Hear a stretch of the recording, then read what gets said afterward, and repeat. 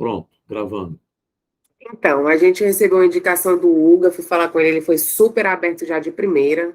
Acho que é bem uma característica nossa, né, de querer sempre colaborar uns com os outros aqui dentro do laboratório. E ele trabalha no centro de referência e a gente vai fazer o fechamento do semestre. Tivemos outras duas falas, Hugo. A primeira foi da Marília Barreira, que fez o doutorado lá na Unifor também. Ela fez sobre o ativismo LGBTQIA+, online. Foi uma pesquisa bem específica no YouTube, bem interessante. Ela trouxe... E tem os atendimentos dela também, então ela trouxe uma perspectiva interessante. Bem outra mesmo, porque ela não é da psicanálise. Então ficou assim, bem interessante. Depois nós tivemos a Lucivânia, né, que foi trazida pela Yasmine, que também trouxe a vivência dela como pessoa trans, como escritora, enfim, como uma pessoa que tem uma certa habilidade com a fala. E nós vamos fechar o semestre com você, que vai trazer para a gente um pouco dessa sua vivência nesse centro de referência, né? Pessoal, já mandei para o Hugo a nossa programação, ele sabe os textos que nós trabalhamos, então vai ser uma fala dentro do que a gente já vem vivendo. A gente fez uma proposta dele falar entre 40 e 45 minutos, e depois a gente abre para discussão como a gente tem feito, tá bom? Então, fiquem à vontade. Hugo, por gentileza, fique à vontade. É com você. Se você quiser que eu apresente alguma coisa, você me manda que eu projeto daqui, tá bom? Tá bom. Gente, obrigado pela oportunidade de estar aqui. Uma honra estar com o professor Leonardo, foi meu professor no mestrado, né, professor? E vocês também. Eu vou falar até que, para me controlar aqui do meu tempo, são 1h36, eu falo até... Só para ter uma ideia. Se vocês podem me interromper, tá? Eu não, não, não me incomoda, não. Mas só para me situar um pouquinho aqui, em relação ao tempo, Alice, eu vou até... Por 2h30, né? 2h30. 2h20, 2h30, por aí. Mas fica à Tá bom. vontade, tá? A gente vai levando como vier. Tá certo, é que eu sou muito prolixo. Então, mas assim, entendeu? Vão me interrompendo, eu acho que é legal que seja uma conversa, né? Falar um pouquinho, assim, até legal, assim, que nós nos encontramos muito, né? Assim, quem trabalha essa pauta, assim, de diversidade sexual, vou colocar assim, a gente está sempre... nós estamos sempre nos encontrando nos eventos, né? Então, a Marília eu encontrei tem bem pouco tempo, na segunda semana de luta antimanicomial, que teve lá na Unicristos, e aí ela fui convidado para falar lá. E a Lucivânia também encontrei, porque teve um evento lá no MIS, né, referente ao mês de luta, né, contra a homofobia, e ela participou de uma mesa que era sobre literatura LGBT, porque ela, né, já participou de uma coletânea, então ela estava lá, e estava o Júnior Hatz, que também escreve, né, um escritor também de literatura LGBT. Então a gente está sempre nos espaços parecidos, assim. Estava falando com o professor Leonardo, antes de a gente começar aqui, que o centro é subordinado à Coordenadoria de Políticas Públicas, né? Coordenadoria Estadual de Políticas Públicas. E o grande projeto dessa coordenadoria chama Assistência Social de Todos, né? E a Lucivânia, na época, estava na SPS e participou, não sei se ela chegou a falar sobre isso, né, da criação desse projeto, né, Assistência Social de Todos. Então, outro dia também eu estava no evento que ela organizou, que era sobre a saúde das pessoas LGBT no sistema prisional, né, um evento que foi muito bacana também. Então, assim, é isso, assim, a gente está sempre se encontrando, né? Eu sei que a Marília tem um trabalho assim, muito clínico mesmo, né? De clínica particular, eu conheço muita gente que ela atende, né? Então, além do trabalho dela como professora, talvez até por isso ela nem tenha, ela pediu até para não gravar, né? Porque talvez eu acho que ela trouxe muita, talvez, né? Não sei, muita própria clínica particular dela, né? Então realmente fica complicado quando você traz experiências assim, da sua própria clínica particular, eu não vou fazer tanto isso, já que eu vou falar do meu trabalho lá no centro, então não fica assim tão, acho que personalizado, né? Eu até posso falar assim, eu tenho pacientes, né, que são trans assim na minha clínica particular, mas não vou focar tanto neles assim, né? E vou falar mais mesmo do meu trabalho lá no centro. Então por isso que eu não vejo muito problema assim de gravar, até porque assim no centro nós temos, os atendimentos são muito pontuais, assim. Vou até explicar um pouco como que é isso, né? O centro, assim, ele foi criado para atender vítimas de violência.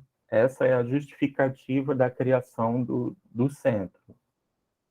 Mas, assim, quando a gente vai atender, a gente tem que entender, assim, entender que não é a pessoa, ela procura o centro por diferentes motivos, né? Inclusive, eu tenho uma compreensão que é claro que se uma pessoa sofreu uma violência e chegar lá, a gente vai cuidar dessa pessoa, mas a gente não espera que a pessoa sofra uma violência para procurar o centro, né? A gente quer que a pessoa não chegue a sofrer essas violências. Então, até por uma... enfim, eu defendo muito isso, assim, de não fechar demandas, assim, né, da gente acolher o que a pessoa chegar lá e estiver procurando, que é diferente, por exemplo, do trabalho que é feito no Janaína, que é o centro do município, que eles são muito fechados, eles já têm assim, uma lista determinada daquilo que eles atendem ou não, né? E lá, assim, fiz até esse trabalho e tudo, de que a gente não predetermine isso, não predetermine número de sessões, que é algo que também a gente começou e que é feito nesse centro do município, assim, você já atende a pessoa já dizendo assim, olha, vão ser 4 sessões, né?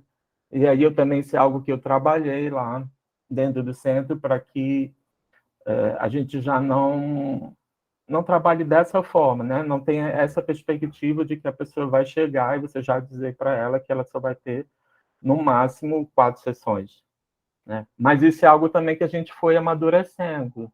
A própria ideia assim, do que é uma psicologia social, porque é assim que é apresentado, né? Que o centro ele oferece psicologia social. Mas o que é psicologia social, né? Qual é a sua perspectiva de sujeito? Qual é a sua abordagem? Qual foi a sua formação? Quem é você ali dentro desse lugar que se propõe a atender vítimas de violência e a fazer uma psicologia social? Então, acho que isso também precisa ser pensado e interpretado da sua própria forma, como eu disse o professor Leonardo. Nós, assim, o centro, ele não existia, então nós criamos tudo, nós começamos do zero. Então, nós também estamos tendo essa oportunidade de criar instrumentais e criar uma forma de trabalho que, nossa, né, e que aí vai ficar aí de legado aí para quem vier depois e a pessoa também vai modificar e adaptar isso também à sua forma de trabalhar, né? Mas a gente teve essa prerrogativa, assim, de estar tendo, né? De formatar um pouco de acordo com a nossa própria visão do que seja um atendimento psicológico. E também disse o professor Leonardo, que meu colega, eu tenho um colega, né, um outro psicólogo que trabalha lá, por exemplo, a abordagem dele é psicodrama. Então, é muito diferente da minha maneira de entender como que é feito o atendimento, como que... enfim, vou explicar um pouquinho, detalhar um pouquinho essa tensão que existe entre a gente. Mas que é uma tensão interessante, é uma tensão de trabalhar com um colega que tem uma abordagem diferente da sua, e é uma tensão também de você ter uma determinada visão de sujeito, de trabalho, de atendimento, que pode ser feito dentro de um equipamento em que ele, né, já tem um formato todo, como é que eu vou dizer, em que você tem que submeter tudo aquilo que você planeja, imagina, a toda a equipe, né? Então, assim, além do colega que trabalha com você, você tem que também conversar com os dois assistentes sociais, você tem que conversar com a advogada, você tem que levar para a coordenadora, que é quem vai dar, né, o aval final. Você tem as tensões que existem com o corpo administrativo, que são 3 pessoas. Então, tudo isso, assim, você procurar, digamos assim, encaixar a sua visão de sujeito e a sua maneira, a maneira como você gostaria, digamos assim, de trabalhar, né, é algo que não é muito simples, não, e que cria bastante tensão dentro da própria equipe. Além das dificuldades que a gente tem, né, pelo trabalho que a gente realiza, tem essas tensões dentro da própria equipe. Até porque, gente, desculpa, eu estou mexendo aqui para não ficar fazendo barulhinho. Então, tem essas tensões dentro da própria equipe que acontecem, e eu acho que parte dessas tensões tem a ver com isso, tem a ver com a própria natureza do nosso trabalho e que cada pessoa imagina que deveria ser de uma determinada forma e a gente precisa ir ajustando e eu vou tentar explicar um pouquinho o que eu estou querendo dizer com isso. Por exemplo, a gente tinha, num primeiro momento, a gente atendia, né? E aí nós mesmos fazíamos o agendamento da próxima sessão, porque nós ficamos um tempo só com uma recepcionista, depois que entraram mais 2. Então, vejam só, como que você vai, enfim, interpretar, fazer um corte na sua sessão, sendo que você tem que, depois de atender a pessoa, agendar o próximo atendimento, né? Era algo assim que não mesmo se beirava o absurdo, né?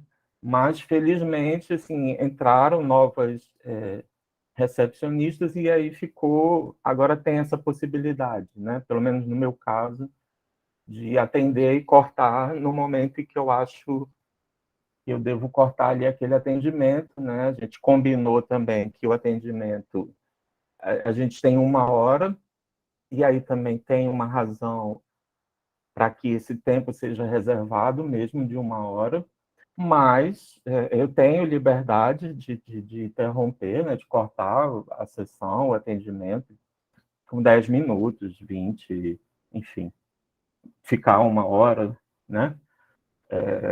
Esse meu colega já tem uma outra maneira, né, de uma outra visão e tudo de trabalhar. Ele acha que, né, cada atendimento tem um começo, um meio e um fim, e aí ele tem uma maneira de trabalhar isso daí.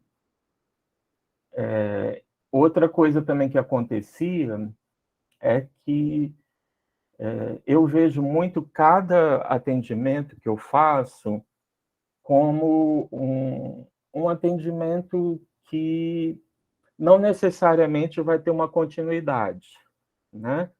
Então, eu falo para a pessoa assim, olha, se você quiser, né, ser atendido novamente, você fala lá com a recepcionista e agenda um novo atendimento, né? Eu não procuro criar nenhum tipo de laço, assim, né, de fidelidade, digamos assim, às pessoas que eu atendo. Já esse meu colega, né, ele tem essa preocupação, e as pessoas no centro, elas têm essa preocupação também. Elas entendem isso como não, essa pessoa ela desistiu. Por que que essa pessoa desistiu? A gente tem que ir atrás dessa pessoa. O que está acontecendo?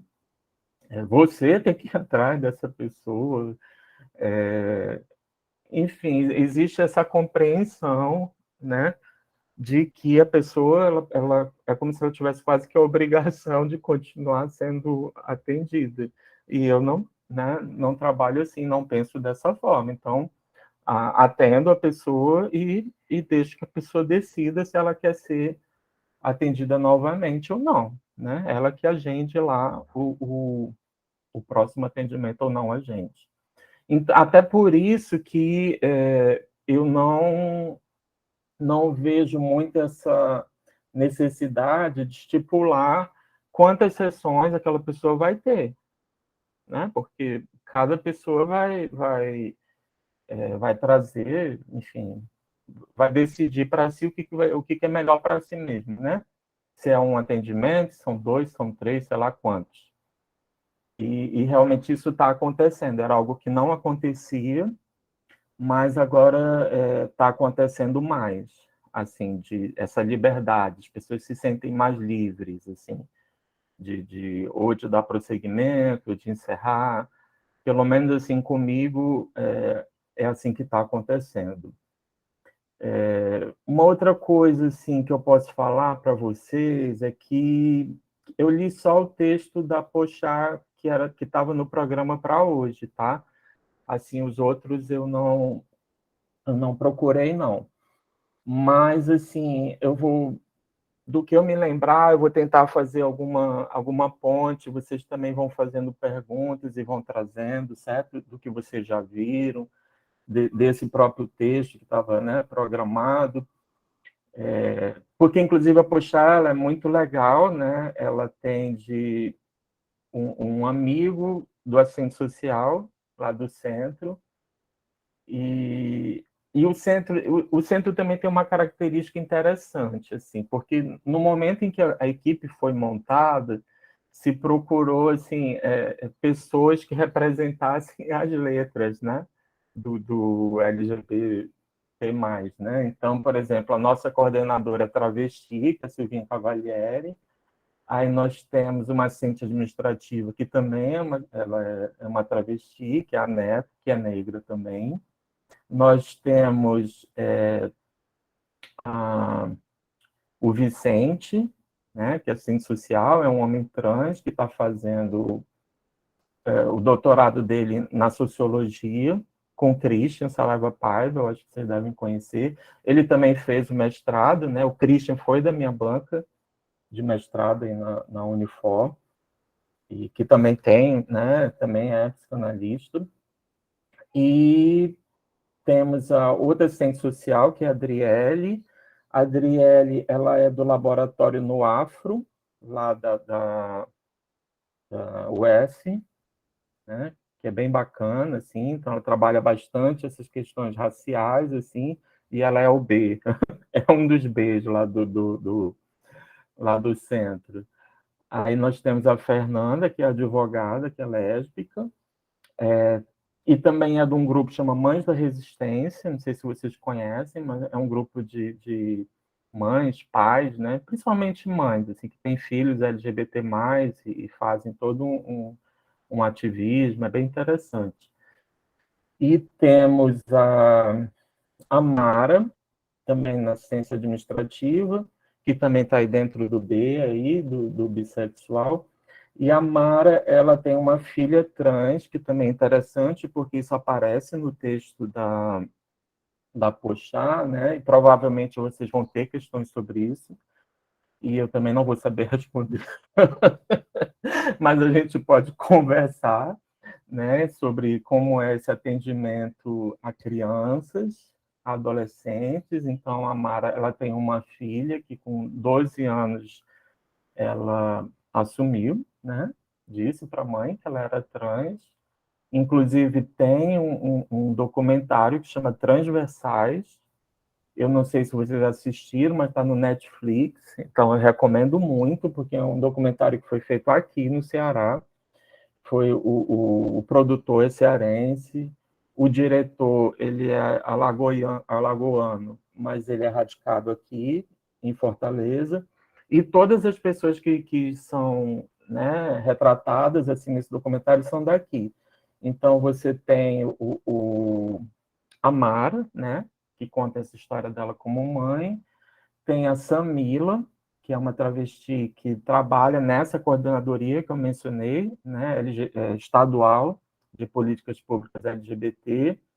Tem a Rebeca Alcântara, que é uma travesti que ela, inclusive, agora está fazendo doutorado lá na UFRJ em matemática, que também tem uma história muito interessante, porque ela foi a primeira diretora de uma escola pública travesti. Tem o Caio José, que é um homem transexual e trabalha no SAMU, né? Ele é enfermeiro, trabalha em ambulâncias do SAMU em Quixeramobim. E tem o Caio Lemos, que está fazendo o doutorado dele em antropologia. E eu sei que o mestrado foi sobre homens trans no candomblé. Não sei se ele está dando prosseguimento a esse tema desse tema no doutorado, mas é um pesquisador, né? E aí está lá no Netflix, vocês podem assistir, é muito bacana, e é legal porque justamente as pessoas são daqui, então torna isso mais interessante ainda, né? Até porque vocês têm acesso a essas pessoas, podem ter acesso e conversar com elas, e é muito bacana. Porque isso também é um problema, vamos dizer assim, né? Quando a gente pesquisa transexualidade, por exemplo, que são poucas pessoas trans que estão fazendo pesquisa na universidade. Então, a gente acaba ficando num lugar assim, como é que eu vou dizer, de ser uma pessoa cis, né, estudando e falando sobre pessoas trans, sobre transexualidade, que foi o que aconteceu comigo, né? A minha dissertação foi sobre mudança de nomes, aspectos psicológicos, né, da mudança de nome por pessoas trans, e eu trabalhei com 2 autobiografias de homens trans, mas são homens cis.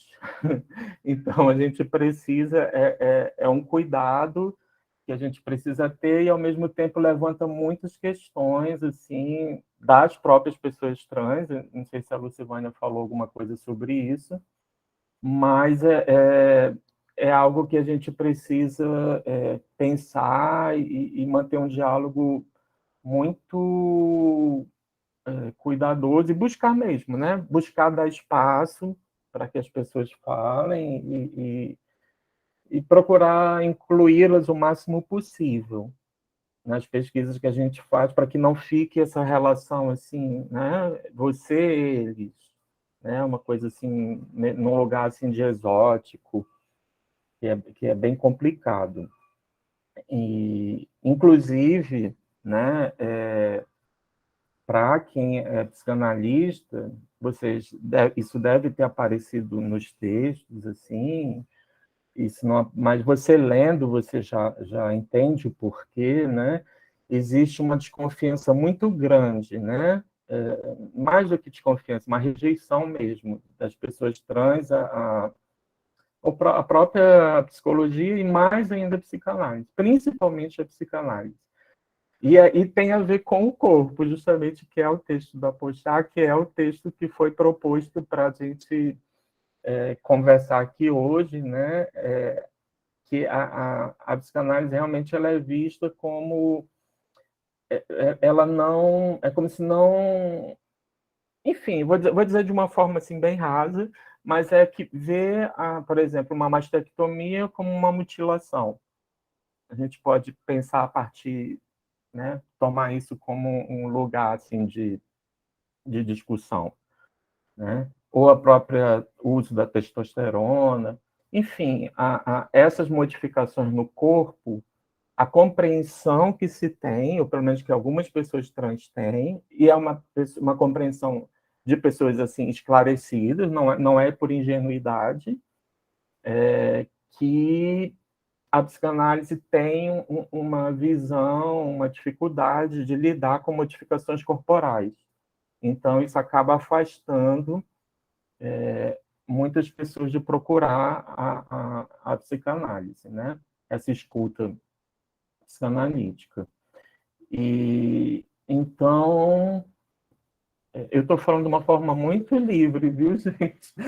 Eu estou aqui na Associação Livre e vocês vão me interrompendo Eu tenho uma pergunta. Não, Tu Sim. podia falar um pouquinho mais sobre isso que você chamou de dificuldade da psicanálise de encarar as modificações corporais, porque um dos motes assim para o nosso semestre era justamente tentar entender se havia alguma peculiaridade na construção de que corpo é que se trata esses estudos de gênero, né? Como é que se dá essa construção desse corpo? A gente sabe que o corpo é sempre um intruso, a gente habita e é sempre uma relação muito difícil, mas a nossa pergunta é se haveria alguma peculiaridade. E considerando que intervenções corporais é basicamente o normal hoje, em todas as esferas, por vários motivos, inclusive coisas que facilmente podem ser consideradas mutilação, mas que não levam esse nome, porque pode levar como intervenção estética, por exemplo. Daí eu queria saber como é que tu entende isso no corpo trans e de que forma tu vê essa dificuldade da psicanálise de abarcar isso, essa questão. Olha, eu vou tomar um caminho, assim, que eu não sei exatamente se é o proposto, mas aí depois a gente pode voltar e tentar discutir de uma outra forma. O laboratório é ótimo, né? Lá tu fala. Mas o centro era muito procurado por pessoas, ainda é, por pessoas que querem fazer a transição e que querem tomar hormônios. O que acontece? O centro não é um ambulatório, né? E nós temos um ambulatório do Estado que se chama Ser Trans. O que acontece? Esse ambulatório ele funciona no Hospital de Messejana. E ele foi criado a partir de um centro que já existia de estudo de parafilias.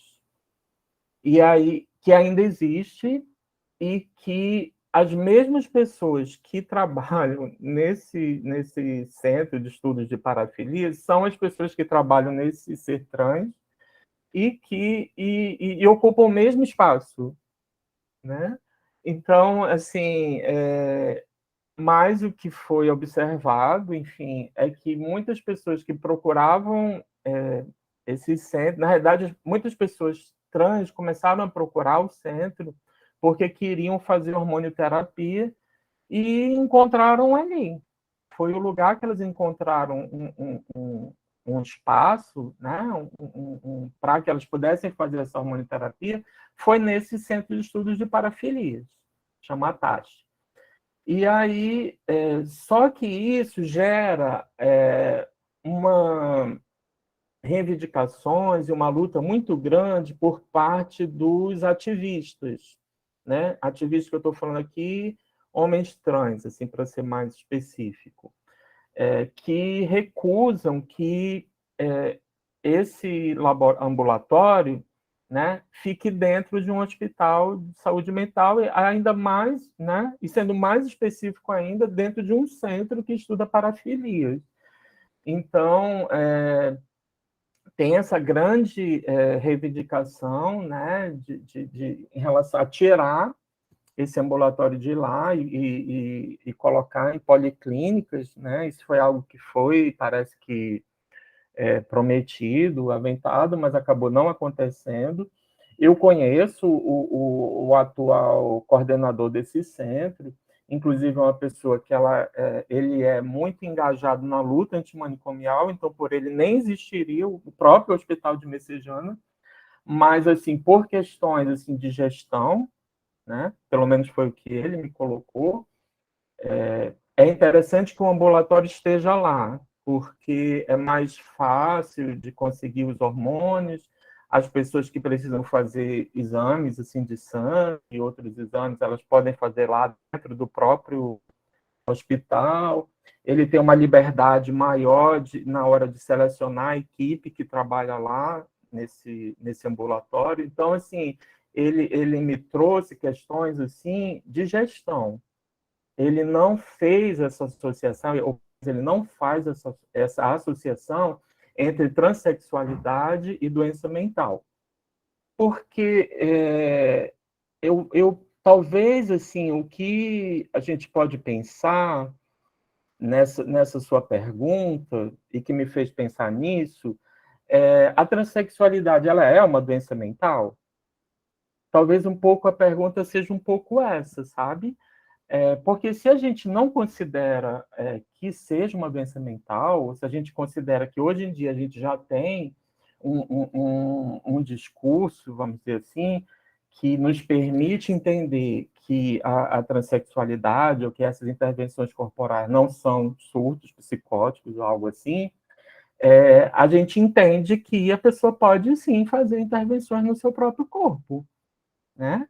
E aí, e dentro da própria psicanálise, a gente encontra justificativa, vamos dizer assim, para isso, né? Assim, você entende. Se você entende que a transexualidade já saiu do CID-10, se você sabe que a pessoa pode chegar no cartório e fazer uma autodeclaração dizendo qual é o nome, escolhendo o nome dela e identificando uma autoidentificação do seu gênero.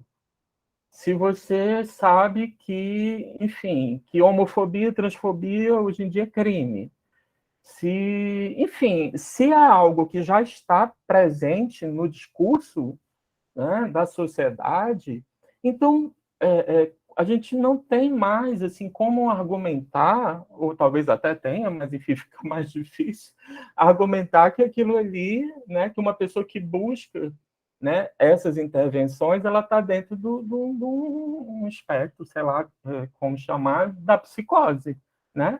E que ela não tem até autonomia sobre o seu corpo para fazer intervenções desse tipo, né? Então, assim, eu vejo um pouco por esse caminho aí, sabe, Alice? Eu não sei se eu respondi a tua pergunta, mas eu acho que é isso, sabe? Se já está no laço social, se já está aí né, na linguagem, se já tem um lugar dentro da sociedade que reconhece essa transexualidade, então a gente também é capaz de reconhecer essa demanda nas pessoas que chegam para a gente, independente do que a gente acha sobre isso, né? Independente de se a gente acha que, nossa, isso é uma mutilação, a pessoa está tirando seios, que não tem nenhum, sei lá, não estão com câncer, coisa parecida, mas, assim, a gente reconhece que já há um lugar, né, na sociedade que enfim, que permite isso, que permite que as pessoas tragam isso para a gente e a gente possa escutar e reconhecer a autonomia, sabe? Por exemplo, eu ouço muitas críticas em relação àquele livro Transsexualidade, do Marco Antônio, né? E também é uma coautoria, né? O Marco Antônio, eu fiz um mestrado também no Rio, né? Um mestrado profissional em psicanálise, saúde e sociedade. Sendo que lá eu estudei era homossexualidade e arte. Mas, assim, eu tive a oportunidade, por exemplo, o Kiné foi meu orientador, aí na minha banca tinha o Marco Antônio, na minha banca tinha a Marianita Carneiro Ribeiro, então, assim, eu sei que o Marco Antônio não é uma pessoa preconceituosa, então, assim, ele não parte de um lugar de preconceito, não é isso, né? Assim, eu li o livro na época que eu estava fazendo a dissertação de mestrado, e, e eu sei que, enfim, que dessa parte assim do desenvolvimento psicossexual ou algo dessa natureza, assim, eu não imagino, né, que o Marco Antônio tenha colocado algum tipo ou aceitado que essa outra autora tenha deixado algum tipo de transfobia ali no livro. Agora, eu lembro, tá? Assim, e no texto da Porchat também eu senti um pouco isso, que há uma certa condescendência em relação às pessoas trans, que é como se, então isso surgiu na cultura e é quase que tem um pouco, quase que uma causa e efeito, sabe?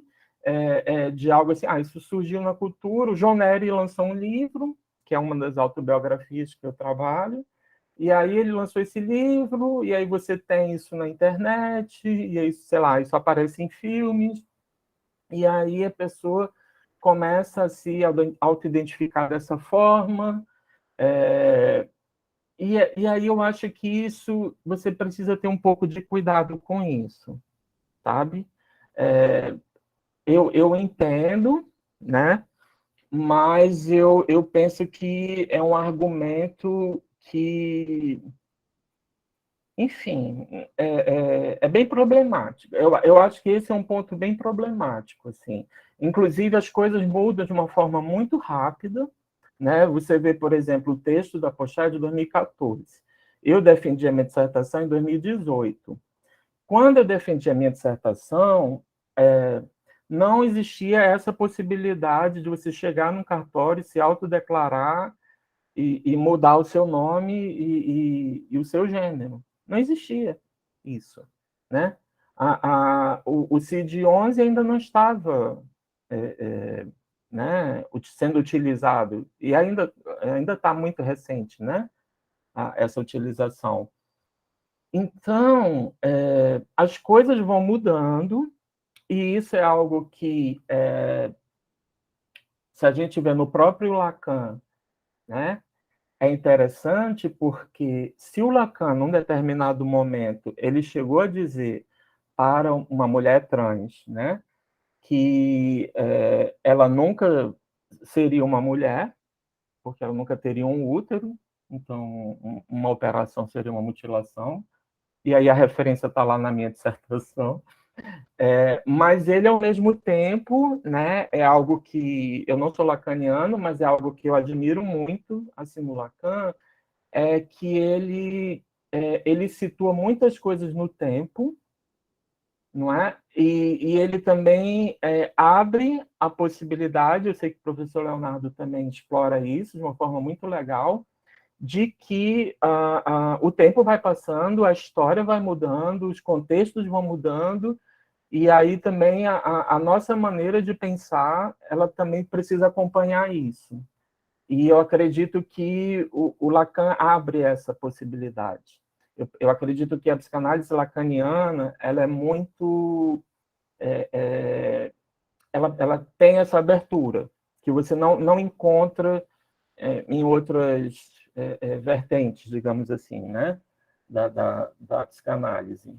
De situar as coisas no tempo e de entender que o tempo, a história vai acontecendo e aí muda-se também a maneira de pensar, né? Então, isso eu acho que é muito interessante. Né? Hugo, Hum, me escuta bem? sim, sim. Pronto.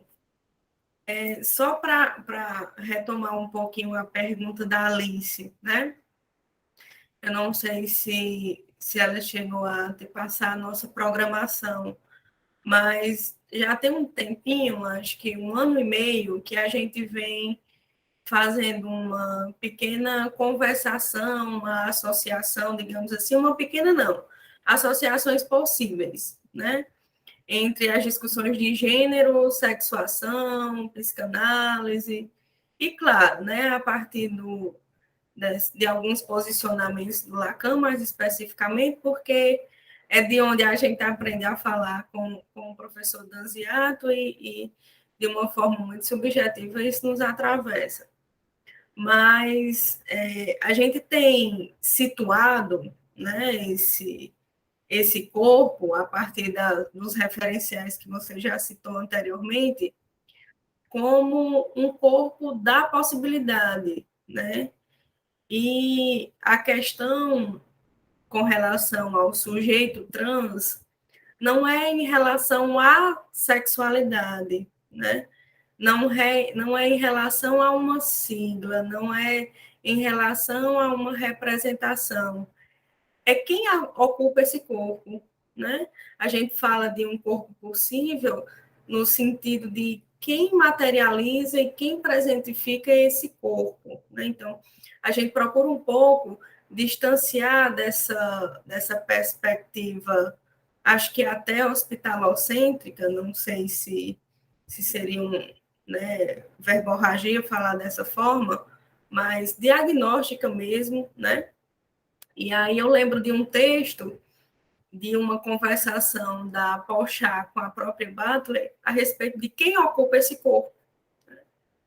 Porque é sobre esse sujeito que nós estamos falando, é sobre esse sujeito que nós precisamos aguçar a fala, é sobre esse discurso que nós precisamos nos apossar, né?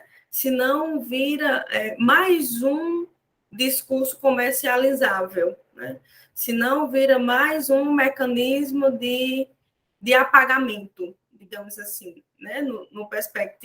Na perspectiva da medicalização e tudo enquanto que gira em torno da psiquiatria. Então, é desse corpo que a gente fala, é esse corpo que a gente acolhe, é esse corpo que a gente entende, né? Inicialmente, tu falaste em uma perspectiva de multi-olhares, né? De multi-atendimentos, de multi-espaços.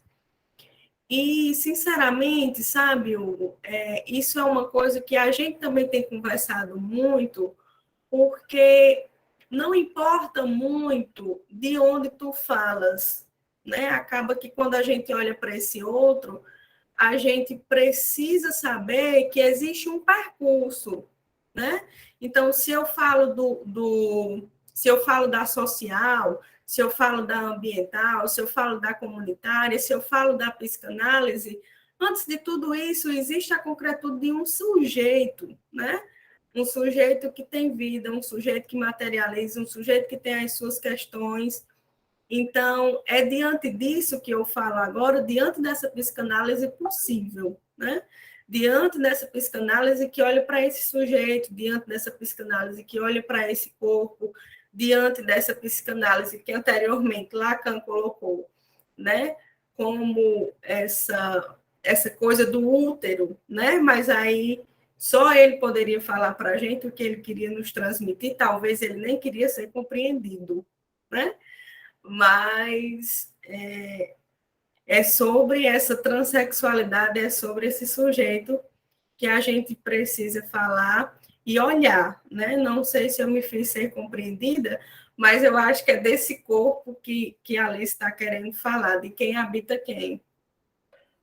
Assim, não consigo muito fazer a relação, tá, entre a tua fala e a da Alice, mas, assim, eu acho muito legal você trazer a questão do corpo, até porque eu sempre penso muitas coisas, assim, na verdade, a partir da arte, né? E aí, por exemplo, em 93, já sou velho, eu fui da primeira turma da especialização em teoria da comunicação e da imagem da UFC, né?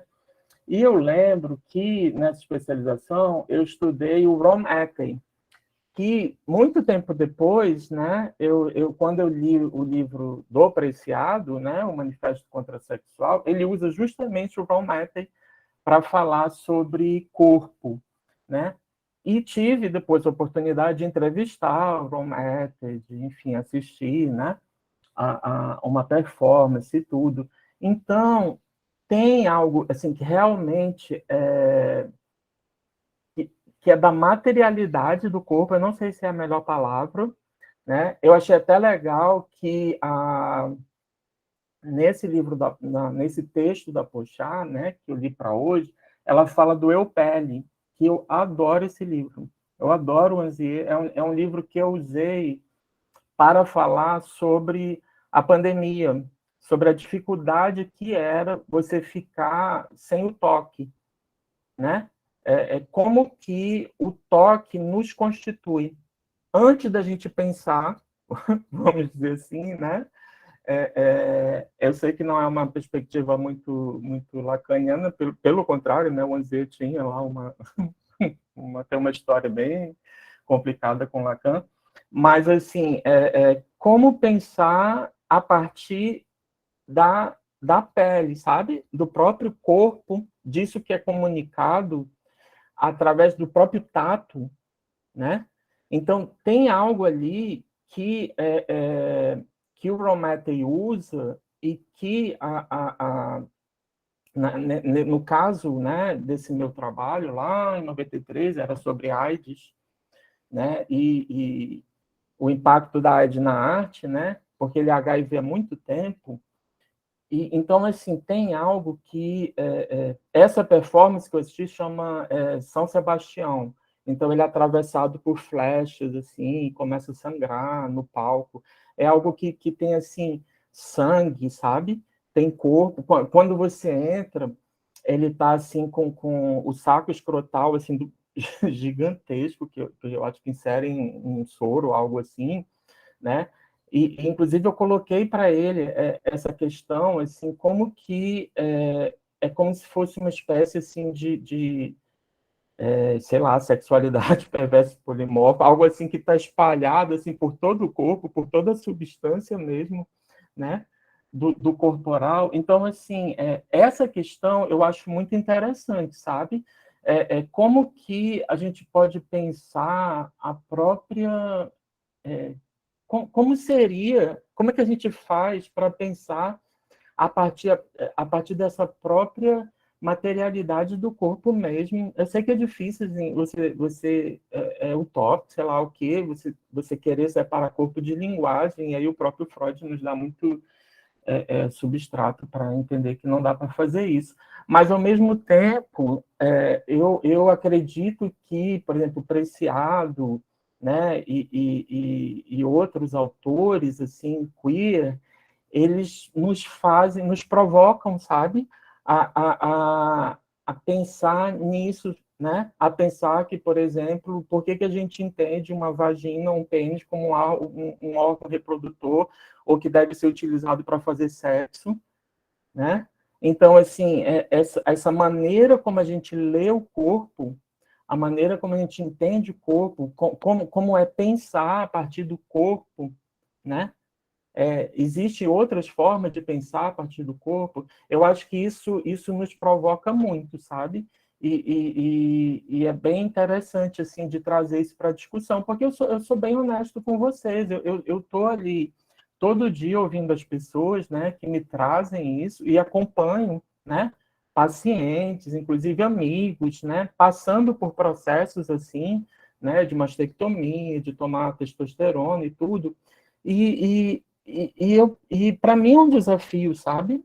Para mim não é algo simples, não. Assim, eu não tenho uma resposta, eu não tenho um arcabouço teórico, sei lá o que for, que me permite entender que não é pacífico, não é algo, me incomoda, sabe? É algo que me questiona, é algo que eu fico assim, gente, mas por que está fazendo isso, sabe? Se eu for parar para pensar, assim, não sei, num ponto de vista assim meio sei lá, eu fico assim, poxa, mas é tanto sofrimento, né? Assim, o que faz, assim, não precisa nem chegar na testosterona, nos hormônios e nas cirurgias, não. Os próprios binders, né? Aquilo é muito incômodo, gente. É muito incômodo, né? Ou você pensar o Packer, né?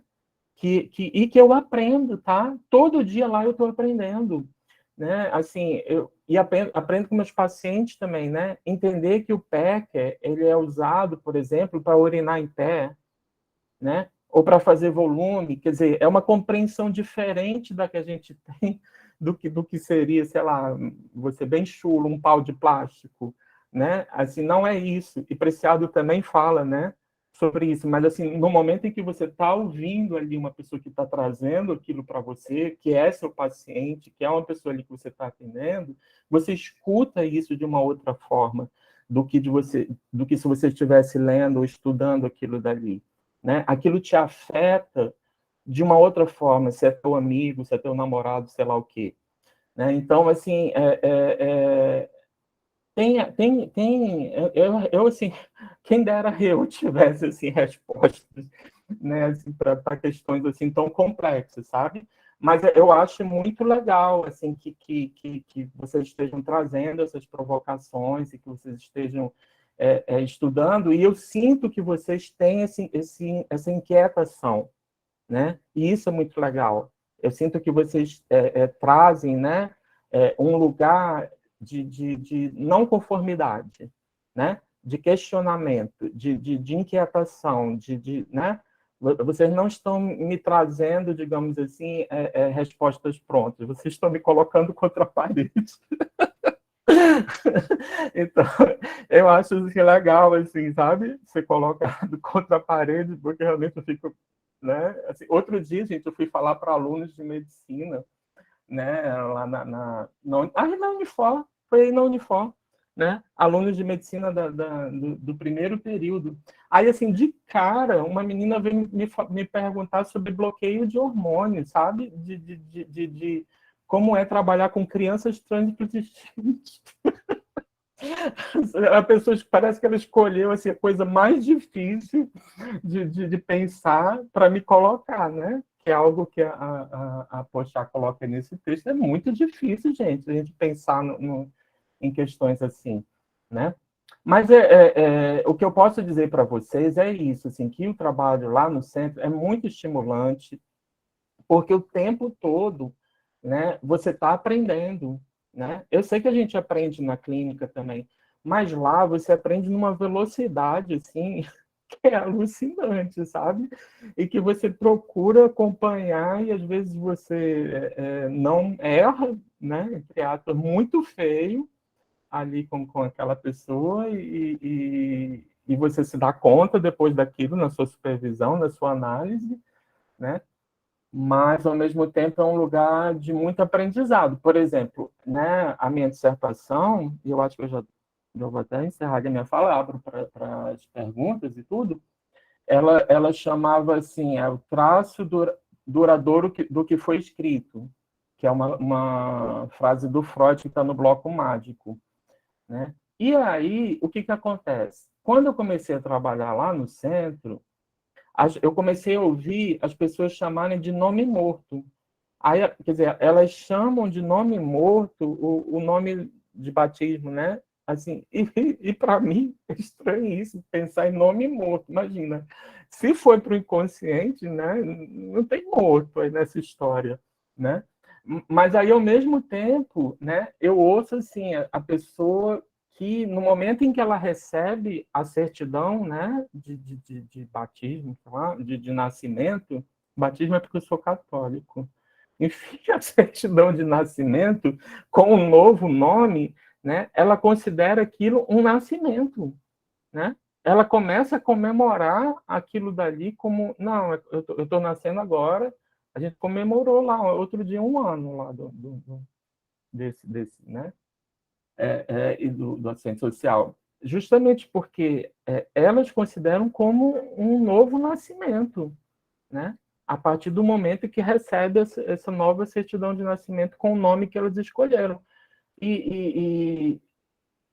Então, assim, é um aprendizado assim, constante, sabe? É aquela coisa que a gente sabe, né? A gente lê, a gente estuda, né? Mas quando a gente está lá realmente, né? Na hora que a gente vai lá atender e vai escutar, aí a gente realmente se confronta enfim, com desafios que a gente nunca pensou, né? E se colocariam para a gente, né?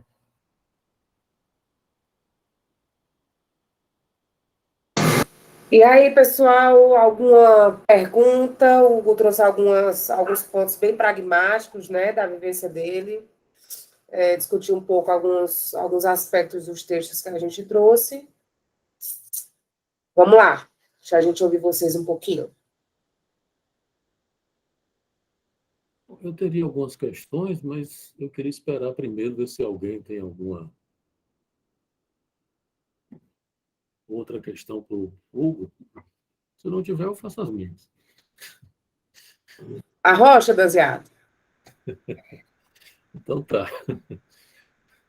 Bom, Hugo, ele agradecer mais uma vez aqui pela sua gentileza de vir aqui falar para a gente do seu trabalho, né? Você tem razão, nossa intenção estudando e convidando essas pessoas que trabalham diretamente nessas questões mais diretamente, né? Porque a gente também trabalha, né?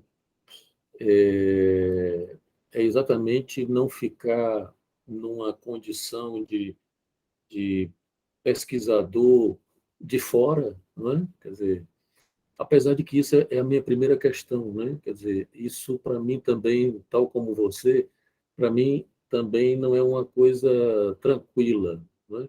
Essa ideia, por exemplo, que eu entendo a formulação da questão, né? De que, por exemplo, você não pode falar pelos transexuais, você não pode falar pelos negros e etc. Né? Entretanto, isso também não é tranquilo para mim, porque isso cria uma questão paradoxal. Quer dizer, na verdade, quando a gente investiga ou faz uma pesquisa, tem muitas coisas que a gente investiga e pesquisa que não são da nossa alçada pessoal, né, íntima, e que não sejam, por exemplo, no que diz respeito às questões da diversidade sexual. Né? Se você vai, e, por exemplo, a gente está fazendo outra pesquisa sobre autolesão em adolescentes. Né? Quer dizer, eu nunca me lesionei, nunca, entende? Quer dizer, não é uma, quer dizer, é como se isso criasse um tipo de preconceito, né, do ponto de vista investigativo, que do meu ponto de vista é complicado, né? Quer dizer, eu acho que isso, você pensar no lugar de fala é uma coisa, né? O lugar de fala produzir um impedimento de uma investigação, né, de você falar sobre, por exemplo, você não pode falar do racismo porque não é negro, né? Não pode falar do transexualismo porque não é transexual, da transexualidade, né? Enfim, desculpa. Então, é uma questão que isso também é uma questão que eu também queria repassar para você. Né? O que é que você acha disso, né? A outra questão que eu queria lhe fazer é a seguinte: eu ia perguntar sobre psicanálise e instituição, mas acho que é menos importante nesse momento para mim. Se você tiver tempo, quiser falar depois sobre a relação da psicanálise com a instituição, o que é que você poderia dizer, né? Da aplicação, entre aspas, né, da psicanálise na instituição. A outra questão é exatamente uma coisa interessantíssima que eu achei que você colocou, que é todo o sofrimento do corpo, né, nesse processo de transição na transexualidade. A transexualidade, pelo menos eu acho que assim, é o que melhor nos permite problematizar a materialidade do corpo. É claro que só o fato de você ter corpo já é um problema, né? Já é possível de problematizar, mas a transexualidade ilustra, né, de uma maneira mais proeminente, vamos dizer assim, essa problemática da materialidade do corpo. Então, você disse que a gente está botando você contra a parede. Na verdade, foi esse tema que nos colocou contra a parede esse semestre, né? Que é um tema difícil, complicadíssimo. O texto da Butler é dificílimo, não é um texto simples, né? Mas eu acho que tem uma questão, eu vou dizer o que é que eu acho, assim, também, da mesma maneira que você colocou, sem nenhuma pretensão de estar dando respostas, do que é que eu consigo elaborar sobre isso no momento, e pode ser que mude daqui a pouco. Quer dizer, é preciso que, quando a gente fala da materialidade do corpo, que a gente consiga se livrar do organismo, né? Da ideia de um organismo como sendo a materialidade do corpo. Acho que a Butler tenta fazer isso, ela fica, né, como se diz no cearês, fica estribuchando com isso, vai para lá, vai para cá, tenta fazer isso. O Freud tentou, não conseguiu, né? No fim das contas, ele mantém o corpo lá, o organismo, como sendo base, né? E eu vou ter a pretensão de lhe dizer que o Lacan estribuchou, e no fim da obra dele, ele conseguiu uma resposta que, para mim, seria mais suficiente, que é exatamente a ideia das três dimensões do parletre, né? Ou do falacer, como ele quer dizer, que é exatamente a questão do corpo, que você teria pelo menos três dimensões do corpo: um real, um simbólico e um imaginário. Eu acho que essa ideia do Lacan, ela permite a gente pensar ou tentar dar algumas respostas, né? Mas acho que tem um problema, que é esse que você colocou, que é uma questão clínica e é uma questão da sua prática e, enfim, da prática de todo mundo, porque, como eu disse, só o fato de você ter um corpo já lhe faz sofrer de alguma maneira, né? E lhe faz gozar também. Gozar e sofrer podem ser sinônimos, né? Porque, por exemplo, se você poderia dizer que a materialidade de um corpo trans, de uma mulher trans, por exemplo, é que ela é uma mulher, né? E aí, voltando à questão que você falou do Lacan, né, que eu também acho a crítica absolutamente pertinente. Entretanto, a gente não pode desconsiderar que uma mulher trans, o real do organismo permanece e que ela passa por um sofrimento, né, por um trabalho que ela precisa dar conta, né? Por exemplo, no próprio tratamento hormonal e etc, né?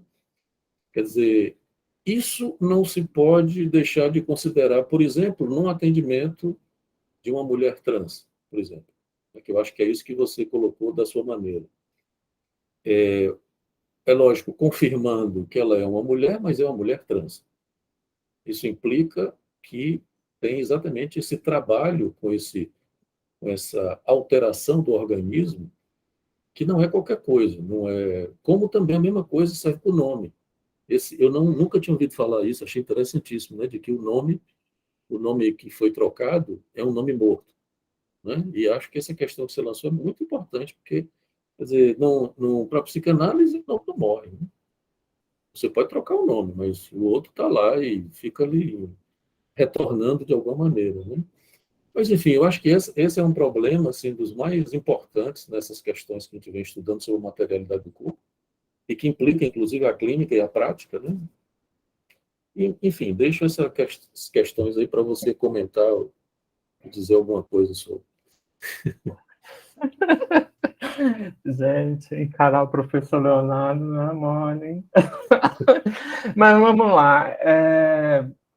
Em relação a essa questão assim de falar, né? Como foi para mim, tá? Durante a minha pesquisa sobre mudança de nome, né?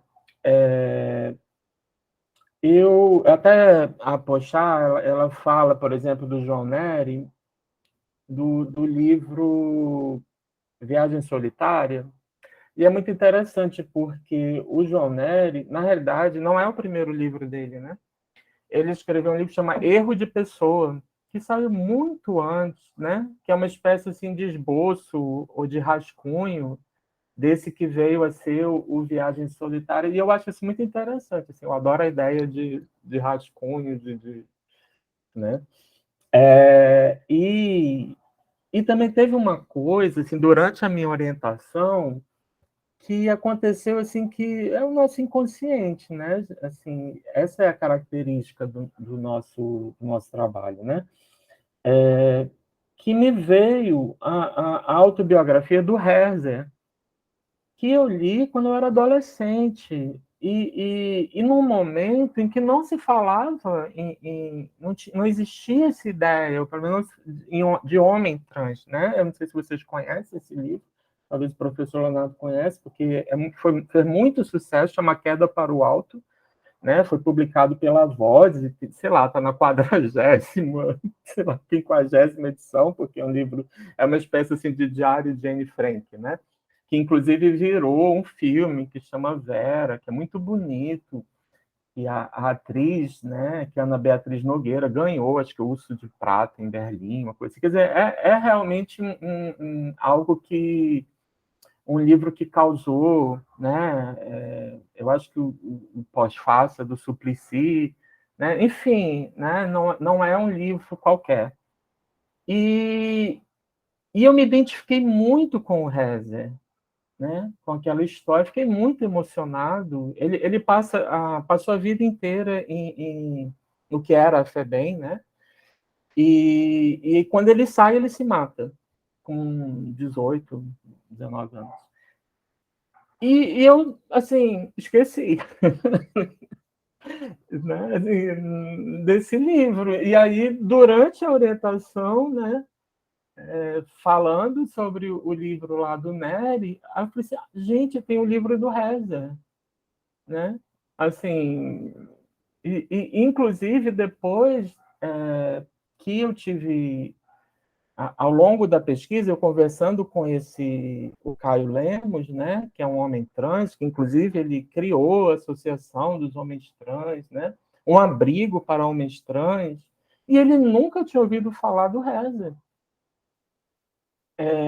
Depois eu vi que saiu um artigo da Amara Moira, que vocês devem conhecer, né? E ela falando justamente isso, que o Reza, hoje em dia, a gente lê o Reza como um homem trans, mas não tinha, né, essa leitura, nem esse vocabulário, né, não se utilizava naquela época. E o livro é de 1982, 3, sei lá. Então, vejam só como que funciona o nosso inconsciente, como que nós funcionamos. Então, se a gente pensa dessa forma, né, se a gente acredita, né, se a gente parte dessa hipótese do inconsciente, como dizia o Freud, né, então a gente pode falar do que a gente pode pesquisar o que a gente quiser pesquisar, né, porque nós, né, principalmente se nós estamos escutando essas pessoas, aí pronto. Aí a gente não precisa mais, né, procurar nenhum outro tipo de justificativa, né? Se você já está fazendo esse trabalho de escutar, né, a pessoas trans, então aí pronto. Aí realmente nem imagino qualquer objeção que possa ser feita a esse tipo a essa pesquisa, né? Gente, psicanálise na instituição. Vamos ler a Ana Cristina Figueiredo. Eu não vou saber responder isso, não.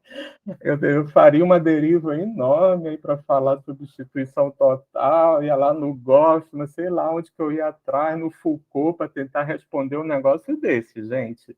Mas é um pouco aquilo que eu falei, né? Assim, eu acho que a resposta não é nem assim a psicanálise na instituição, né? É um psicanalista na instituição, né? Como é você dentro daquele espaço, né? O que você faz ali, né? Como que você vai interagir com aquelas pessoas e vai conseguir defender suas ideias para que você consiga colocar o seu ponto de vista e fazer, enfim, o trabalho que você, da maneira como você acha que deve ser feito, né? Principalmente em relação à interpretação, né? Como que a pessoa sustenta o seu desejo, mesmo que seja um atendimento, né? Eu tenho até porque eu tenho um estagiário, né? Aliás, estagiário, que é não binário, né? Depois vocês me matam pela linguagem inclusiva, né? Que, aliás, eu li outro dia, eu gostei muito que eu ouvi uma professora de linguística e ela diz assim que ela, olha o meu ato falho, que é justamente, ela defende que deve ser chamada linguagem inclusiva e não linguagem neutra. Eu achei legal. Por isso que eu já estou usando sem nem perceber. E aí, mas a Val, né, ela disse que pode usar o pronome feminino e masculino, inclusive o estágio está se encerrando agora, no dia 10, se alguém, não sei se tem gente aí da graduação, mas se alguém quiser fazer estágio lá, pode procurar a gente. E aí, tem umas coisas assim interessantes assim que aconteceram durante esse estágio dela, né? Por exemplo, ela já tinha feito um estágio supervisionado com uma professora que eu conheço, talvez até vocês conheçam, Angela Vasconcelos. Então, assim, eu me senti seguro, né, dela me acompanhar em um atendimento específico, inclusive que era uma pessoa que trazia essa questão de ser não binário, se identificava dessa forma, mas ficava pensando assim, eu sou não binário, eu sou uma mulher trans. E achei interessante a Val me acompanhar, sabe? nesse atendimento. Então, eu penso que são... Você vai, no cotidiano, você vai pensando, né, em como que você pode ir introduzindo, enfim, a sua maneira de pensar e dialogar com as outras pessoas que fazem lá parte da equipe e estando dentro do equipamento público, né? Em relação a... Gente, era o corpo, é? Agora eu me perdi qual era a outra questão. Materialidade. Não, gente, não vou falar sobre real, simbólico e imaginário. Vocês têm o melhor professor do mundo para falar sobre isso. Quem sou eu, né? Deus me livre. Isso aí eu não vou entrar de jeito nenhum. Vão estudar aí os discursos, o Nobo-Romiano, essas coisas aí, vocês aprendem com o Leonardo. Qual era a outra questão? Eu queria que você falasse, a questão não implicava que você falasse do Nobo-Romiano, não. Eu queria que você falasse do sofrimento, né, com o corpo, que você, Sim, com esse real do sim. corpo, esse real do organismo que aparece na transição, né, que é uma questão que me parece importante. Sim, é importante. Era muito interessante, assim, que logo no começo, nós éramos muito procurados por pessoas que queriam fazer a transição. Não sei, eu acho que existia essa ideia de que lá era um ambulatório, né? Assim, algo assim. E aí as pessoas procuravam muita gente assim, né? Elas queriam tomar hormônios mas aí isso foi sendo cada vez mais ampliado. Eu tenho um paciente também particular que, logo que eu comecei a atender, até porque é um adolescente, ele ainda é um adolescente, e eu ficava pensando, né, assim, gente, e se esse menino estiver atrás aí de um um documento para fazer uma mastectomia, o que eu vou fazer com isso, né? Com esse pedido? Porque a gente pode pensar assim, mas qual é a diferença de dar um documento para a pessoa fazer uma cirurgia bariátrica, como eu já fiz, e um documento para a pessoa fazer uma mastectomia, né? A gente pode pensar assim. Mas, assim, tem muitas questões assim, né? Eu vi um vídeo que está circulando na internet, né? No Instagram, no perfil da Associação das Travestis, acho que a Associação Nacional das Travestis é fácil de achar, que é uma entrevista, a Marília Gabriela entrevistando a Roberta Close, uma entrevista antiga, quando a Roberta Close lançou o livro dela, uma autobiografia. E a Marília Gabriela, meu Deus, como ela entrevistava mal. Hoje em dia que a gente vê, assim, né, como eram horríveis aquelas entrevistas dela, né? E ela pergunta para a Roberta Close se ela gozava, se ela conseguia gozar, e fica insistindo na pergunta, né? Sabe, e ela diz, eu acho que a vontade que ela tinha era de xingar ela, né? De assim, gente, né? Assim, vai cuidar da sua vida, entende? E eu cuido da minha. E aí tem uma frase que é muito interessante, que ela diz assim, nós não somos feitas em série, né? Ela diz assim, o que me dá prazer pode não dar para você, né? Então, assim, não está ligado ali a ter feito né, uma cirurgia assim, ou assado, tomar hormônio assim, ou assado, quer dizer, é justamente isso, vai muito além, né, de usar hormônio, de fazer cirurgia, e a subjetividade, gente, vai parar onde? Né? Cadê o sujeito aí nessa história? Né? Então, assim, nessa discussão, que não pode faltar nunca é o sujeito. Porque também, se a gente não é capaz de ver um sujeito, né, também não há, a gente não pode entender aquilo ali como psicanálise, né? E justamente nesse caso, né, e aí a Butler fala, né, se você, a Butler, né, fala em corpos abjetos, né? Então, assim, se você pensa justamente em travestis, que tem uma expectativa de vida de 34 anos, né? 93% obrigadas, né? Assim, não tem opção além de trabalhar com um profissional do sexo. E, enfim, mortes horríveis, né? E o tempo todo. Então, assim, cadê o reconhecimento do sujeito aí, né? Cadê o reconhecimento de um sujeito nesse corpo? Para a gente é muito estranho, né? Você não reconhecer subjetividade num corpo, para a gente isso é estranhíssimo, né? Mas acontece, né? Nós que somos psicanalistas, ou que, enfim, fazemos análise, pensamos dessa forma, a gente não consegue nem pensar, né? Num corpo onde a gente não reconhece a subjetividade nele. Mas é algo que a gente se confronta quando a gente vê essa violência toda acontecendo, né? E chega realmente coisas terríveis assim para a gente, né?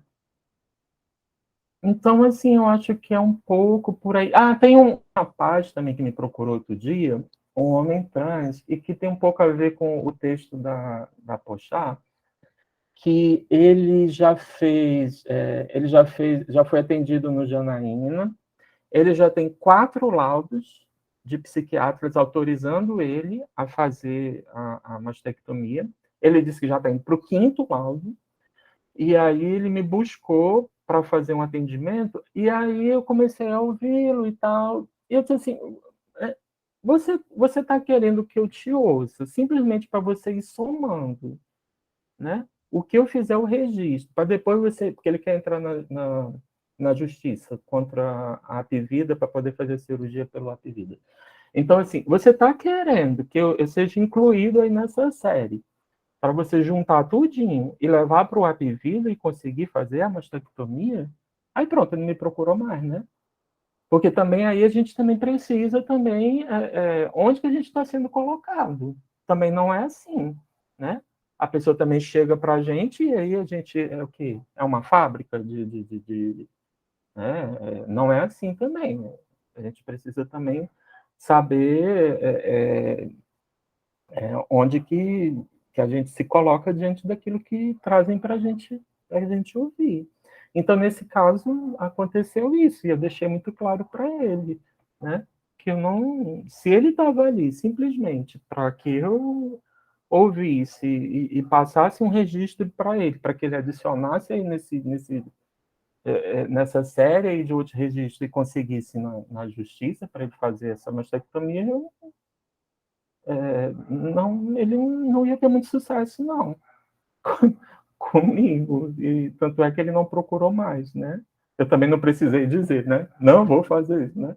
Mas, assim, ele não me procurou mais, né? Então, acredito que ele tenha entendido isso, né? Respondeu, Desenhado? Joia? Mais Claro. alguém, pessoal? Nós estamos chegando aqui quase no final do nosso horário regulamentar. Mas talvez se a pergunta for bem rapidinha mesmo, talvez a gente consiga mais uma.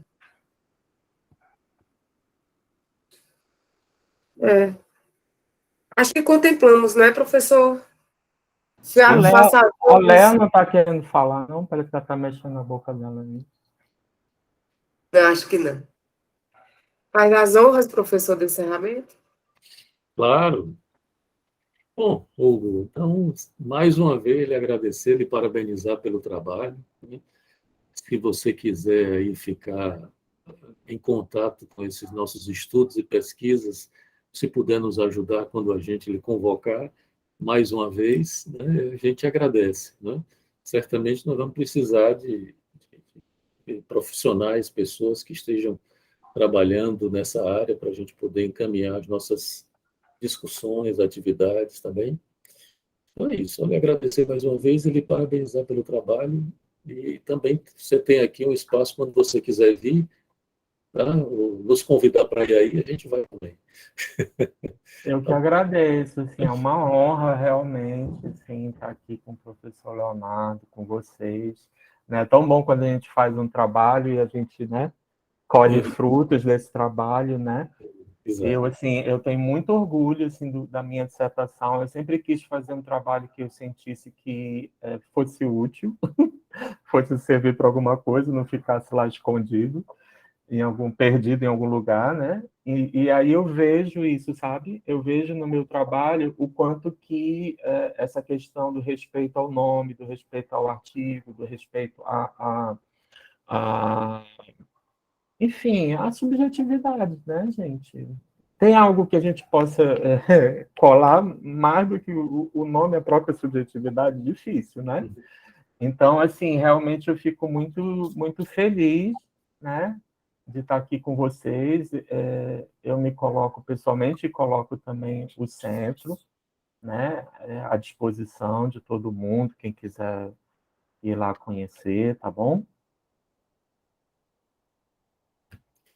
Tá bom. Muitíssimo obrigada, pessoal. Obrigada, Hugo, mais uma vez. Ficamos à sua disposição. Muitíssimo obrigada. Beijo, pessoal. Tchau, pessoal. Até o próximo semestre. Obrigada, boa tarde. Obrigada, Hugo. Obrigada. Gente, eu tenho que parar a Tchau, gravação. gente. Até a próxima.